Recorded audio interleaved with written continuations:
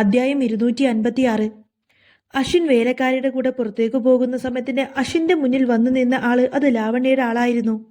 എപ്പോഴത്തെയും പോലെ ലാവണ്യയുടെ ആളുകൾ നീലിമ താമസിക്കുന്ന വീടിന് ചുറ്റുമുണ്ട്. അവരങ്ങോട്ടേക്ക് ശ്രദ്ധ കൊടുത്തിരിക്കുന്ന സമയത്താണ് അച്ചു പുറത്തേക്ക് വരുന്നത് അവർ കണ്ടത്. അപ്പൊ തന്നെ അവരതിന് ലാവണ്യയെ വിളിച്ചറിയിക്കുകയും ചെയ്തു. എന്നാൽ ലാവണ്യക്ക് അതൊരു കച്ചിത്തുരുമ്പായിരുന്നു. നീലിമയോട് പക വീട്ടാനുള്ള അവസരമായി കണ്ടുകൊടുത്തിന് അച്ചുവിനെ അവിടെ നിന്ന് തട്ടിക്കൊണ്ടു പോരാൻ അവൾ അയാളോട് ആവശ്യപ്പെട്ടു. പക്ഷേ പാവം അച്ചു ഇതൊന്നും അറിയാതെയാണ് സെർവന്റിന്റെ കൂടെ പുറത്തേക്ക് ഇറങ്ങി തിരിച്ചത്. ഡാഡിയെ കാണണം, എന്നിട്ട് എന്തിനാണ് എന്റെ അമ്മയെ ഒഴിവാക്കിയതെന്ന് ചോദിക്കണം, എന്തിനാണ് എന്റെ അമ്മയെ ഇങ്ങോട്ട് വേദനിപ്പിക്കുന്നതെന്ന് ഡാഡിയോട് നേരിട്ട് ചോദിക്കണമെന്ന് മാത്രമായിരുന്നു അശ്വിന്റെ മനസ്സിലപ്പോൾ. പക്ഷേ തന്റെ മുന്നിലേക്ക് ഒരാൾ പെട്ടെന്ന് വന്നു നിന്നതോടുകൂടി തന്നെ അശ്വിൻ ആകെ ഭയന്നു പോയി. തന്റെ മുന്നിൽ നിൽക്കുന്ന അയാളെ അശ്വിൻ ഇങ്ങനെ തുറച്ചു നോക്കി. മോൻ എവിടേക്ക് പോവാണെന്ന് അയാൾ സ്നേഹത്തോട് ചോദിക്കുന്ന സമയത്തിന് അശ്വിൻ അയാളെ മൈൻഡ് ചെയ്യാതെ വീണ്ടും മുന്നോട്ട് നടന്നു. അപ്പോഴേക്കും അയാളുടെ കൈകൾ അവനിൽ പിടുത്തമിട്ടിരുന്നു. അശ്വിൻ ഒരു ചെറിയ കുട്ടിയാണെങ്കിൽ പോലും അവൻ അവിടെയുള്ള അപകടം മണത്തു. അയാൾ തന്നെ തട്ടിക്കൊണ്ടു പോവാൻ വന്നതാണെന്നുള്ള കാര്യം അശ്വിന് മനസ്സിലായി.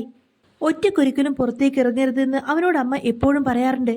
കുട്ടികളെ പിടിച്ചു കൊണ്ടുപോകുന്ന ആൾക്കാർ കാണുമത്രേ ഒറ്റക്ക് കുട്ടികളെ കണ്ട അവരെപ്പോഴും അവരെ പിടിച്ചോണ്ടു പോവും.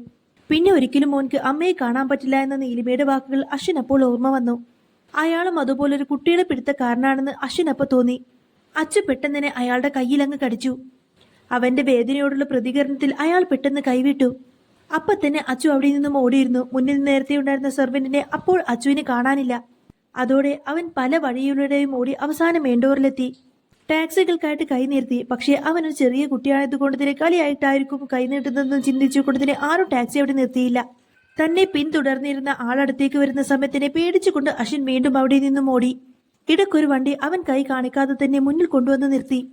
അതൊരു വയസ്സായ ടാക്സി ഡ്രൈവർ ആയിരുന്നു. റോഡിലൂടെ അവൻ ഓടുന്നതും പല ടാക്സികൾക്കായിട്ട് കൈ നിവർത്തുന്നതും അയാൾ കണ്ടിരുന്നു.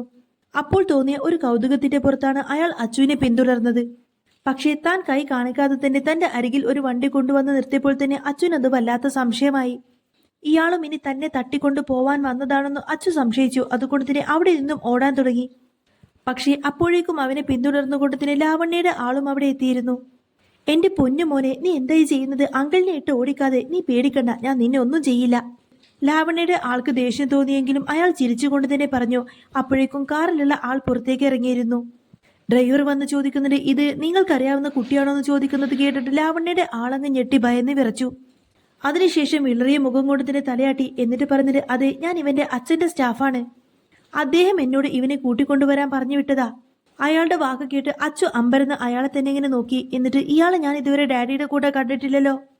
ഇയാൾ കള്ളം പറയാണ്. ഉറപ്പായിട്ടും അമ്മ പറയുന്നത് പോലെ ഇയാൾ എന്നെ തട്ടിക്കൊണ്ടുപോകാൻ വന്നതായിരിക്കും. അച്ഛനും അയാളെ കണ്ടപ്പോൾ അങ്ങനെ തന്നെയാണ് തോന്നിയത്. അപ്പോൾ ഡ്രൈവർ ചോദിക്കുന്നത് എന്നിട്ട് ഈ കുട്ടി എന്തിനാ നിങ്ങളെ കണ്ടപ്പോൾ ഓടിയത്? ഡ്രൈവർ ഒരു സംശയത്തോടുകൂടെ അങ്ങനെ ചോദിക്കുന്ന സമയത്തിന് ലാവണ്യയുടെ ആള് പറഞ്ഞത് അത് പിന്നെ ഞാൻ ഇവന്റെ അച്ഛന്റെ പുതിയ സ്റ്റാഫാണ്. എന്നെ ഈ മോൻ ആദ്യമായിട്ട് കാണാ, അതുകൊണ്ടാണെന്ന് അയാൾ പറഞ്ഞു. അല്ല, നിങ്ങൾ ആരാ? നിങ്ങൾ എന്തിനാ ഈ കുട്ടിയെ കണ്ടപ്പോഴേക്കും കാർ നിർത്തിയത് എന്നിങ്ങനെ ഡ്രൈവർ അയാളോട് തിരിച്ചു ചോദിച്ചു. അപ്പോൾ ഡ്രൈവർ പറഞ്ഞത് അയ്യോ സർ, എന്നെ തെറ്റിദ്ധരിക്കരുത്. മോൻ കുറെ നേരമായി കുറെ അധികം വണ്ടികൾക്കൊക്കെ കൈ കാണിക്കുന്നു. അപ്പൊ പിന്നെ മോനെ ഞാനൊന്ന് സഹായിക്കാമെന്ന് വിചാരിച്ച് വണ്ടി നിർത്തി കൊടുത്തതാണ്. മറ്റൊരു ദുരുദ്ദേശവും എനിക്കില്ല എന്ന് ആ ടാക്സി ഡ്രൈവർ സത്യസന്ധമായി പറഞ്ഞു. ഇവർ രണ്ടുപേരും സംസാരിക്കുന്നതിനിടയിൽ തന്നെ അശ്വിൻ അവിടെ നിന്നും രക്ഷപ്പെടാൻ ശ്രമിച്ചു. പക്ഷേ അപ്പോഴേക്കും ലാവണ്യയുടെ ആൾ അവനെ പിടിച്ചു നിർത്തിയിരുന്നു. ഒപ്പം അവിടെ നിന്നും ബലമായി കൊണ്ടുപോവാനും ശ്രമിച്ചു. അതോടുകൂടി അയാളുടെ കാര്യത്തിൽ ഡ്രൈവർക്ക് ചില സംശയം കൂടി. നിങ്ങൾ ഇതെന്തായി കാണിക്കുന്നത്? കുട്ടിയെ ഇന്നിങ്ങനെ ബുദ്ധിമുട്ടിക്കുന്നതിനാ? കുട്ടിയെ കാര്യം പറഞ്ഞ് മനസ്സിലാക്കിയിട്ട് കൊണ്ടുപോകും. ഇത് നിങ്ങൾ അവനെ തട്ടിക്കൊണ്ടു പോകുന്നത് പോലെയുണ്ടല്ലോ എന്നൊക്കെ പറഞ്ഞ ഡ്രൈവർ അയാളുടെ പുറകെ പോയിക്കൊണ്ട് തന്നെ കുട്ടിയെ ബലമായിട്ട് അയാളുടെ കയ്യിൽ നിന്ന് പിടിച്ചു വാങ്ങി നിലത്തി നിർത്തി. ലാവണ്യയുടെ ആള് പറഞ്ഞിട്ട് താൻ വെറുതെ ആവശ്യമില്ലാത്ത കാര്യത്തിൽ നിന്നും ഇടപെടരുത്, അത് പിന്നെ തനിക്ക് നല്ലതിനാവില്ല. ഡ്രൈവറുടെ പ്രവൃത്തി അയാളെ വല്ലാതെ പ്രകോപിപ്പിച്ചു. അതേ സമയത്തിന് ലാവണ്യയുടെ വേറെ 3-4 പേരും കൂടി അങ്ങോട്ടേക്ക് വന്നിരുന്നു. അതോടുകൂടി തന്നെ അയാൾ അച്ചുവിനെ അവരെ ഏൽപ്പിച്ചു. അവരുടെ കയ്യിൽ നിന്ന് പിടിഞ്ഞിറങ്ങാൻ അവൻ പലതവണ ശ്രമിച്ചു. അവന്റെ കരുത്ത് മുഴുവൻ ഉപയോഗിച്ചു. പക്ഷേ എന്നിട്ടും അവൻക്ക് രക്ഷപ്പെടാൻ കഴിഞ്ഞില്ല. ഡ്രൈവർ അത് കണ്ട് വല്ലാത്ത പ്രശ്നമുണ്ടാക്കാൻ തുടങ്ങി. എന്നാൽ അതുവഴി പോകുന്ന ആൾക്കാരെല്ലാം തന്നെ അത് ശ്രദ്ധിക്കുന്നുണ്ടെന്ന് ലാവണ്യയുടെ ആൾക്കാർക്ക് മനസ്സിലായി. അതുകൊണ്ട് ആ ഡ്രൈവറെ പെട്ടെന്ന് അവിടെ നിന്നും തള്ളിയിട്ടതിന് ശേഷം അവർ പെട്ടെന്ന് തന്നെ അച്ചുവുമായിട്ട് അവിടെ നിന്നും പോയി. ആരുമില്ലാത്ത സ്ഥലത്ത് നിർത്തിയിരിക്കുന്ന ആ ഒരു കാറിലേക്ക് അവർ അച്ചുവിനെ എടുത്തിട്ടു. എന്നിട്ട് നേരെ ലാവണ്യെ ഫോൺ ചെയ്തുകൊണ്ട് തന്നെ പറഞ്ഞിട്ട് മാഡം, ചെറുക്കനെ കിട്ടിയിട്ടുണ്ട്. അയാൾ അങ്ങനെ പറയുന്ന സമയത്തിന് ലാവണ്യയുടെ മുഖം തിളങ്ങി. ഓക്കെ ശരി, അവനെ പെട്ടെന്ന് ഇങ്ങോട്ടേക്ക് കൊണ്ടുവരാൻ നോക്ക് എന്ന് പറയാണ് ലാവണ്യ. ഷോ, ഈ ചെറുക്കം ഭയങ്കര പ്രശ്നമാണ്, കുട്ടിയാണെന്ന് പറഞ്ഞിട്ട് കാര്യമില്ലാന്ന് അയാൾ അച്ചുവിനെ നോക്കിയിട്ട് വെറുപ്പോടെ പറഞ്ഞു. ലാവണ്യ പറഞ്ഞിട്ട് അതൊന്നും സാരമില്ല, അവനെ നമുക്ക് നല്ല രീതിയിൽ തന്നെ കൈകാര്യം ചെയ്യാം. ലാവണ്യ അങ്ങനെ ഗൂഢമായി ചിരിച്ചുകൊണ്ട് തന്നെ പറഞ്ഞു. അതിനുശേഷം ഫോൺ കട്ട് ചെയ്തു. ഇതേ സമയത്ത് നീലിമയാണെങ്കിൽ ഒട്ടും വയ്യാതെ ഹോസ്പിറ്റൽ ബെഡിൽ ഇങ്ങനെ കിടക്കുവാണ്. ഗീതയുടെ ഉപദേശപ്രകാരം ഒരു ഡീറ്റെയിൽഡ് ചെക്കപ്പിന് വേണ്ടിയിട്ട് ഹോസ്പിറ്റലിലേക്ക് വന്നതാണ് അവൾ. ഗീതാമ്മ തന്നെയാണ് അതിനുള്ള അറേഞ്ച്മെന്റ്സ് എല്ലാം ഒരുക്കിയതും. നീലിമയ്ക്ക് നല്ല ക്ഷീണമുണ്ട്, അതുകൊണ്ട് തന്നെ ട്രിപ്പ് ഇട്ടിരുന്നു. കുറച്ചു കഴിഞ്ഞതിന് ശേഷമേ തനിക്കിനി ഇവിടെ നിന്ന് പോവാൻ കഴിയുള്ളൂ. നീലിമയ്ക്ക് എന്തോ വല്ലാത്തൊരു അസ്വസ്ഥത തോന്നി. ജീവിതത്തിൽ എന്തോ വലിയ മോശമായിട്ട് സംഭവിക്കാൻ പോകുന്നത് പോലെ. അവളുടെ ജീവിതത്തിൽ എന്തെങ്കിലും അപകടം സംഭവിക്കുന്നതിന് മുൻപേ തന്നെ അവൾക്ക് എപ്പോഴും ഇങ്ങനെയൊക്കെ തോന്നാറുണ്ട്. നീലിമയ്ക്ക് വല്ലാത്ത ഭയം തോന്നി. എന്നിട്ട് അവൾ ചിന്തിക്കുന്നത് ഇനിയും എന്താണ് എന്നെ കാത്തിരിക്കുന്നത്. അപ്പോഴാണ് ഒരു ഡോക്ടർ അങ്ങോട്ടേക്ക് ഒരു ട്രെയും കൊണ്ടുവന്നത്. നീലിമ അയാളെന്ന് നോക്കിയതിനു ശേഷം വീണ്ടും പുറത്തേക്ക് നോക്കി നിസ്സഹായതയോടെ നോട്ടമിട്ടു. ആ സമയം കൊണ്ട് അവിടെ വന്ന ഡോക്ടർ മെഡിസിൻസ് എല്ലാം സിറിഞ്ചിലേക്ക് പകർത്തി. അത് നേരെ നീലിമയുടെ കൈകളിലേക്ക് ആഴ്ത്തി. അതുകൊണ്ട് വേദന കൊണ്ട് അവൾ കണ്ണുകൾ ഇറക്കി അടച്ചു. സോറി, ദയനീയമായിട്ട് നീലിമയുടെ മുഖത്തേക്ക് നോക്കിക്കൊണ്ട് ആ ഡോക്ടർ പറഞ്ഞു. അതും പറഞ്ഞ് അയാൾ നേരെ പുറത്തേക്ക് ഇറങ്ങുന്ന സമയത്തും അയാളുടെ കണ്ണുകളിൽ ഒരു ഭീതി നിറച്ചിരുന്നു. ഞാനൊരു ഡോക്ടറാണ്, രോഗികളെ പരിചരിക്കുന്നത് എന്റെ ഒരു ധർമ്മമാണ്. പക്ഷേ പലപ്പോഴും എനിക്ക് മറ്റുള്ളവരെ തെറ്റിന് കൂട്ടി നിൽക്കേണ്ടി വരുന്നു. പിന്തിരിഞ്ഞ് ഡോക്ടർ ഇങ്ങനെ നീലിമയെ നോക്കുന്ന സമയത്ത് തന്നെ അവളുടെ കണ്ണുകൾ പൂർണ്ണമായും അടഞ്ഞിരുന്നു. മകനെ നഷ്ടമായ കാര്യം പോലും അറിയാതെ അവൾ അബോധാവസ്ഥയിലേക്ക് കൂപ്പുകുത്തി. ഇതേ സമയത്ത് തന്നെ അശ്വിനെ കൂട്ടിക്കൊണ്ട് ലാവണ്യയുടെ ആളുകൾ അവളുടെ ഗസ്റ്റ് ഹൗസിലേക്ക് എത്തിയിരുന്നു. അവനെ കണ്ടതോടുകൂടി തന്നെ അവളുടെ കണ്ണുകൾ ക്രൂരമായി തിളങ്ങി. ചുണ്ടിൽ സംതൃപ്തി നിറഞ്ഞ ഒരു പുഞ്ചിരി വിടർന്നു. അവൾ അശ്വിന്റെ മുഖത്തേക്ക് നോക്കുന്ന സമയത്തിന് അവന്റെ മുഖത്ത് ഒരല്പം പോലും ഭയമില്ലായിരുന്നു. പകരം അവന്റെ കുഞ്ഞിക്കണ്ണുകൾ അവളെ വളരെയധികം വെറുപ്പോടുകൂടി നോക്കുകയാണ്. അത് അവളെ കൂടുതൽ കൂടുതൽ ദേഷ്യം പിടിപ്പിച്ചു. അവളുടെ സുന്ദരമുഖം ഒരു ക്രൂരമായ രാക്ഷസിയെ പോലെ ഇരുണ്ടു. അവൾ വളരെ ദേഷ്യത്തോടു നേരെ അശ്വിന്റെ അടുത്തേക്ക് വന്നു. ഒരു കുഞ്ഞാണെന്ന് പോലും നോക്കാതെ അച്ഛന്റെ ബനിയൻ നേരെ നിലത്തേക്ക് പിടിച്ചുയർത്തി. എന്നിട്ട് അശ്വിനോട് പറഞ്ഞിട്ട് നീ എന്നെ ഇങ്ങനെ തുറച്ചു നോക്കിയാൽ നിന്റെ രണ്ട് കണ്ണ് ഞാൻ അങ്ങ് കുത്തിപ്പൊട്ടിക്കും. അവൾ അങ്ങനെ പറയുമ്പോഴും അശ്വിൻ ദേഷ്യത്തോടെ അവളെ തന്നെ നോക്കി. ആ സമയത്തിന്റെ അശ്വിന്റെ കണ്ണുകൾ രണ്ടും കലങ്ങിയിരുന്നു. ലാവണ്യ പറയുന്നത് നീ ശരിക്കും നിന്റെ ആ നശിച്ച അമ്മയെ പോലെ തന്നെയാണ്. ഏത് നേരത്താന്നാവോ അവൾ എന്റെ ജീവിതത്തിലേക്ക് വന്നത്. അതോടുകൂടെ എല്ലാം തകർന്നു. അല്ലെങ്കിൽ പിന്നെ എനിക്ക് എന്റെ സിദ്ധുമൊത്ത് നല്ല സുഖമായിട്ട് ജീവിക്കാമായിരുന്നു. പക്ഷേ നിന്റെ അമ്മ അവളെല്ലാം നശിപ്പിച്ചു. അവൾ എന്റെ പ്രണയം തട്ടിയെടുത്തു എന്നൊക്കെ പറഞ്ഞ് ലാവണ്യ ദേഷ്യത്തിൽ അലറി. അശ്വിൻ അപ്പോഴും ഒന്നും തന്നെ മിണ്ടുന്നില്ല. ലാവണ്യ വീണ്ടും പറയുന്നത് അല്ലെങ്കിൽ വിശ്വ ഫാമിലിയിലെ മരുമകളാവാൻ അവൾക്ക് എന്ത് യോഗ്യതയുണ്ട്? സിദ്ധാർത്ഥന്റെ ഭാര്യയാവാൻ അവൾക്ക് എന്ത് അവകാശമുണ്ട്? നിന്നെപ്പോലെ ഒരു നശിച്ച ജന്മത്തെ പോലും സിദ്ധുവിന്റെ തലയിൽ കെട്ടിവെക്കുന്ന ഒരു നശിച്ച ജന്മമാനവൾ. ലാവണ്യ വളരെ പകയോടുകൂടെ അവനെയും നീലിമയും അവഹേളിച്ചു. എടാ, എനിക്ക് ഈ ലോകത്ത് ഏറ്റവും കൂടുതൽ വെറുപ്പ് ആരോടാന്നറിയോ നിനക്ക്? നിന്റെ ആ വൃത്തികെട്ട അമ്മയോടാണ്. എടാ, നിനക്കറിയാമോ എന്റെ വിവാഹം നിശ്ചയിച്ചപ്പോൾ ഞാൻ എത്രമാത്രം ഹാപ്പി ആയിരുന്നെന്ന്? എന്നാ അതിനിടയിലും അത് കൊളമാക്കാൻ വേണ്ടി അവൾ വന്നു, നിന്റെ അമ്മ. എന്നിട്ട് അവൾ എന്നെ നശിപ്പിച്ചിട്ടാണ് അവിടെ നിന്ന് പോയത്. അവൾ അസൂയയും ദേഷ്യം കൊണ്ട് തന്നെ അലറി വിളിച്ചു.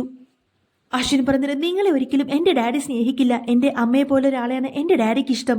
എന്റെ അമ്മ ഒരു പാവമാണ്, ഇതുപോലെ ഒരിക്കലും എന്റെ അമ്മ പറയില്ല. അശ്വിൻ അവളെങ്ങനെ തുറച്ചു നോക്കി അങ്ങനെ പറയുന്ന സമയത്തിന് ലാവണ്യ ഒന്ന് ഞെട്ടി. അശ്വിന്റെ വാക്കും കൂടി കേൾക്കുന്നതോടുകൂടി തന്നെ പിന്നീട് അവൾക്ക് ഭ്രാന്ത് പിടിക്കുന്നത് പോലെ തോന്നി.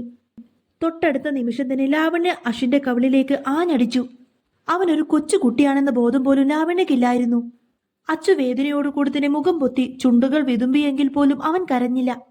കാരണം നല്ല കുട്ടികൾ ഒരിക്കലും അങ്ങനെ കരയാൻ പാടില്ല എന്ന് അവന്റെ അമ്മ അവനോട് എപ്പോഴും പറയാറുണ്ട്. അങ്ങനെയുള്ളവർ സൂപ്പർ ഹീറോസ് ആണത്രേ. അവൻ അവളെ വെറുപ്പോടുകൂടി നോക്കി. അശ്വിൻ പറഞ്ഞിട്ട് നീ ചീത്ത പെണ്ണ, അതുകൊണ്ട് എന്റെ ഡാഡി ഒരിക്കലും നിന്നെ സ്നേഹിക്കില്ല. അവന്റെ കവൾ വേദനിച്ചിട്ട് പോലും അവൻ പല്ലെറിമ്പിക്കൊണ്ട് പറഞ്ഞു.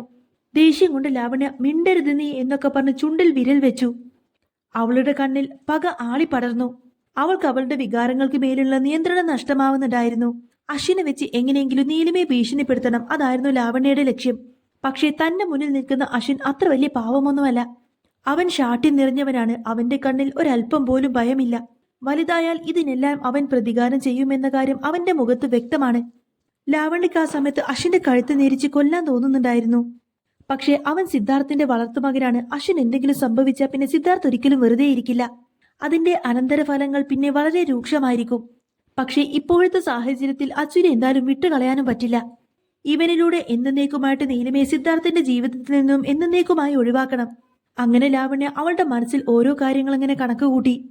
പിന്നെ വീണ്ടും അശ്വിനെ നോക്കിക്കൊണ്ട് പറഞ്ഞത് നീ ഇവിടെ നിന്നും ഓടിപ്പോവാനൊന്നും നോക്കണ്ട. അങ്ങനെ എന്തെങ്കിലും നീ പ്ലാൻ ചെയ്താൽ പിന്നെ നിന്നെ ഞാൻ കൊന്നുകളയും. ലാവണ്യ അങ്ങനെയൊക്കെ അശ്വിനെ ഭീഷണിപ്പെടുത്തുന്നുണ്ടെങ്കിൽ പോലും അവനൊന്നും തന്നെ ശബ്ദിച്ചില്ല. ലാവണ്യ ചോദിക്കുന്നത് എന്താടാ നീ ഇപ്പൊ ഒന്നും മിണ്ടാതെ നിൽക്കുന്നത്? നേരത്തെ നിനക്ക് വലിയ നാവായിരുന്നല്ലോ. അടിക്കടിയായിട്ട് നീ തർക്കത്തരം പറയുന്നത് മതിയാക്കിയോ എന്നൊക്കെ ചോദിച്ച് ഒരു പുച്ഛഭാവത്തോടു കൂടി തന്നെ അവൻ അവളുടെ കവിളിൽ തൊട്ടു. അപ്പോഴേക്കും അശ്വിൻ അവളുടെ കൈകൾ തട്ടി മാറ്റിയിരുന്നു. ലാവണ്യ വീണ്ടും ചിരിച്ചു. എന്നിട്ട് അവളുടെ ഗാർഡനെ നോക്കിയിട്ട് പറയുന്നുണ്ട്, ഈ ചെക്കനെ നന്നായിട്ട് നോക്കണം. ഇവനാള് ശരിയല്ല. ഇവനെങ്ങാനും എവിടെ നിന്ന് ഓടിപ്പോയാൽ പിന്നെ എന്താ ഉണ്ടാവുകയെന്ന് ഞാൻ പറയണ്ടല്ലോ. അവൾ ഗൗരവത്തോടു കൂടെ അവളുടെ ഗാർഡനെ നോക്കി പറയുന്ന സമയത്തിന് സമ്മതത്തോട് ഗാർഡ് തലയാട്ടി. അശ്വിനെ അവന്റെ കൈകളിൽ പിടിച്ചിട്ട് ഒരു മുറിയിലേക്ക് കൊണ്ടുപോയി. വാതിന്റെ പുറത്തായിട്ട് 2 കാവൽക്കാരെയും നിർത്തി. ഈ സമയത്ത് അച്ചുപതിയെ കണ്ണ് നിറച്ച് വിതുമ്പി. ഇതുവരെ അവനുണ്ടായിരുന്ന ധൈര്യം ഇപ്പോഴില്ലായിരുന്നു. അവനൊരു കൊച്ചു കുഞ്ഞല്ലേ. നേരത്തെ എല്ലാം ലാവണ്യക്കു മുന്നിൽ അവൻ അഭിനയിച്ചതായിരുന്നു. ഇതേ സമയത്തിന് സിദ്ധാർത്ഥന്റെ തറവാട്ടിലിരുന്നു കൊണ്ട് തന്നെ ഗീതാമ്മ ചായ കുടിക്കുകയായിരുന്നു. അവരുടെ മുഖം സംഘർഷഭരിതമാണ്. നീലിമയെ ഗാർഡ്സിന്റെ സഹായത്തോടു കൂടി തന്നെ ഹോസ്പിറ്റലിലേക്ക് അവരെത്തിച്ചിരുന്നു. പക്ഷേ അവളുടെ അവസ്ഥയെ പറ്റിയിട്ടൊന്നും അവർ അന്വേഷിച്ചിരുന്നില്ല. മാനുഷിക പരിഗണന വെച്ച് തൽക്കാലത്തേക്കുള്ള സഹായങ്ങളെല്ലാം അവർ ചെയ്തു കൊടുത്തിട്ടുണ്ട്. സിദ്ധാർത്ഥിനെ അവൾ വിട്ടുപോയിട്ട് പോലും ഗീതാമ്മക്ക് അവളോടുള്ള ദേഷ്യം മാറുന്നില്ല. കാരണം തന്റെ മകൻ ഇപ്പോഴും അവളുടെ പേരിൽ വല്ലാതെ വേദനിക്കുകയാണല്ലോ. അവൾ കാരണം നല്ലൊരു ജീവിതം പോലും സിദ്ധാർത്ഥ് ഇപ്പോൾ തിരഞ്ഞെടുക്കുന്നില്ല. മാഡം, പെട്ടെന്നാണ് റൂമിന്റെ പുറത്തു നിന്നും ആ ഒരു ഗാർഡ് വിളിച്ചത്. ഗീതാമ്മ അയാൾക്ക് അകത്തേക്ക് വരാനുള്ള പെർമിഷൻ നൽകി. എന്നിട്ട് ചോദിക്കുന്നത്, എന്താ, എന്തെങ്കിലും അപകടമുണ്ടോ? അവർ ഗൗരവത്തോടു കൂടിയാണ് ഗാർഡിനോട് ചോദിച്ചത്. മാഡം, അശ്വിൻ ആരോ തട്ടിക്കൊണ്ടു പോയെന്ന് തോന്നുന്നു. ആ മോനെ ഇപ്പോൾ അവിടെയൊന്നും കാണാനില്ല എന്ന് അവൻ പരിഭ്രാന്തിയോടുകൂടെ പറഞ്ഞു.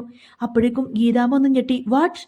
ഗീത ഞെട്ടലോടുകൂടി ചാടി എഴുന്നേറ്റുകൊണ്ട് തന്നെ ചോദിക്കുന്നത്, താൻ എന്താടോ പറഞ്ഞത്? അവനെ കാണാനില്ലെന്നോ?